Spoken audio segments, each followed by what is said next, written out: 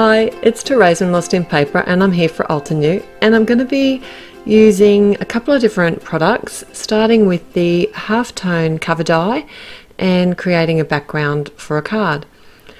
Well, originally it wasn't going to be a background, but that's how it turned out in the end. But you know how these things can evolve over time. Well, this card certainly did that. So my initial plan was to use this really gorgeous, it's an Autumn Blaze, it's the name of it, cardstock, which is a really nice bright orange. And what I've done is actually run it through my die cutting machine and removed most of the dots. And then I thought it would be fun to actually stamp out the image. This is from Ladies' Day Out, and it's a silhouette image of two ladies sitting at a table, and I had this vision kind of that this would be on the Halftone cover die and then maybe sitting on a black background, and that would fill in all the little black parts of the silhouette. And I should have stamped it first before I did the die cut, and it might have worked a bit better, but anyway, I did try it. It didn't work out, so I thought I'd include it and show you how I saved this panel, because I really like this orange Halftone cover die, and I thought it'd be too much of a waste just to chuck it.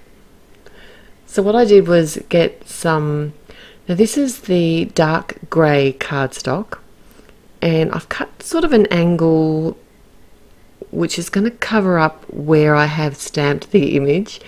And now I've stamped it in some Versamark ink and added some of the pure white embossing powder from Altenew, and this is a really nice bright white. I actually think I'm going to have to get a container to put this in, because I'm using it all the time at the moment, and I do find for embossing powders that I use all the time, it is easier to have them in like a little tub with a spoon. So the sentiment's coming from the same set, and I've got some jet black cardstock. I've prepped this as well with my powder tool, because as you know, dark cardstock really shows up any strays of the embossing powder, and because I'm going to be embossing my sentiment in white, I just wanted to make it easy on myself and make sure I didn't have to do too much cleanup afterwards.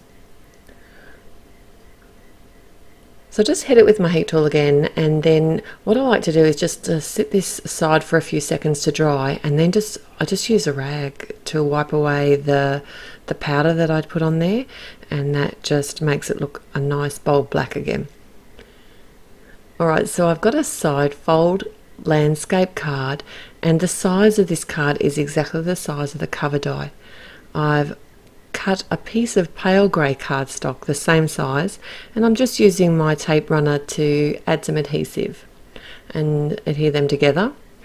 Now I want to attach my cover die. Now because I've left some of these dots in place, the adhesive is picking up a couple of them along the way, so I'm either just removing them or popping them back in, just so that the die cut cardstock can sit flush on the card front. And that's the great thing about a dotted adhesive, is it's only going to stick to the cardstock. I really didn't want to be dotting liquid glue everywhere. So I'm just attaching that directly to the front of it. This is a really quick, clean and simple card, and I really like the graphic style that it turned out. In fact, I think I prefer it with the grey panel on the top than what I was actually originally planning to do, so I think that was kind of a happy accident. So I have a piece, this is some orange fun foam. I've got coloured fun foam everywhere here, and I thought I might as well use it. I'm not going to really notice any difference, pretty much the same colour as the cardstock. And I'm using my Be Creative tape and adding it to both sides of the fun foam. I just know that this is going to hold this cardstock really well on the front of my card. And then I can just attach the two together, and I want to keep it over the left side of the card, obviously to cover my previous mistake, and then no one will ever know. Well, you and I'll know, but probably no one. Whoever gets the card's probably not going to pull it apart, and if they do, they'll find a nice surprise. So my sentiment, I'm going to pop up on the front right lower side of the card, and because it's actually, I want it to sit up a bit higher, I do have to add that second layer, and I just added a scrap of the fun foam to do that. And that's pretty much it for my card today. I hope you've had some fun, and I'll link all the products. There'll be a link below to the blog post where you can find all of these products.